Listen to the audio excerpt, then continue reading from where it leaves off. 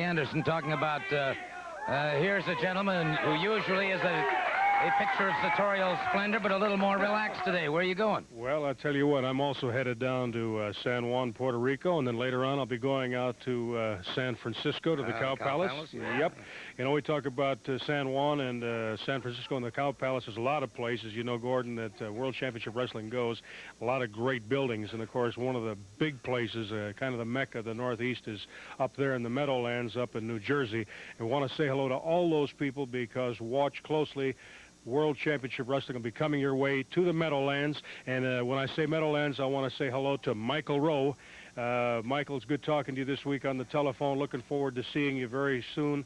And watch right here for more information concerning the Meadowlands. I know that Paul Jones and Francis, his lovely wife, have been very busy, and of course a lot of activity going on here. Sure have. Just talked to Paul the other day, and we're going to have something very special for Paul Jones just a little bit later. I don't want to tell everybody. Well, I can't let the cat out of the bag, but Paul, hello to you. Hello to Francis, your wife. We really appreciate having you here as our promoter, and the best of everything to you.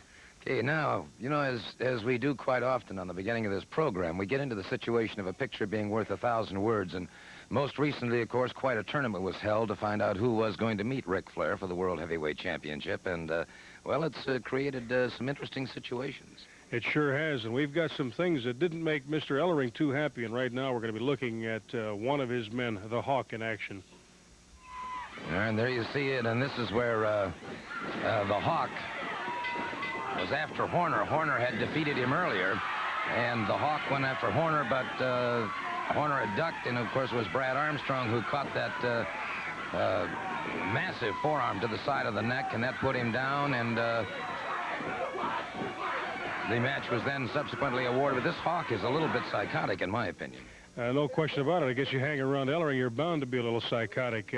Something else that we're going to be showing along with these pictures, 1,000 words, but in the same connection, is a special concerning that TV title, and it's in quest of that TV championship. We'll be looking at that, but right now, before we go to that, we're also going to be looking at the match that took place between Brad and Jack Briscoe, who subsequently won that opportunity to go after the world champion. Right, and as you can see here, Brad Armstrong came back into this match with an injured neck, and Jack Briscoe, who is also 2 times world heavyweight champion, wasted no time in attacking that area, and got that short scissors around the neck, and of course that the referee called for the bell. Brad did not give up. The referee called for that bell. Remember, we talked about it, and we said certainly nobody would be better qualified to know when to stop something, because he had suffered injury himself. We're talking about the referee stopping that match. Brad did not give up. The referee stopped it. Brad had suffered injury before at the hands of Hawk, as we saw before, and right now we're going to take a look at the man that's given, I think, Brad that intestinal fortitude, the strength to go on in the face of adversity, his father, Bob Armstrong.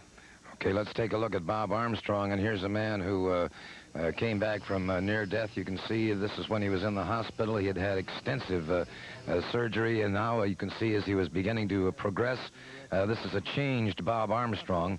Of course, they had to do a tracheotomy so that he could breathe during this arduous time, and I might just point out that thus far, World Championship Wrestling is refusing to license Bob Armstrong until there is complete and total satisfaction that he's completely recovered. He wants to go. Oh, yeah. Well, as we say, it runs in the family. They're just ready to go at any time.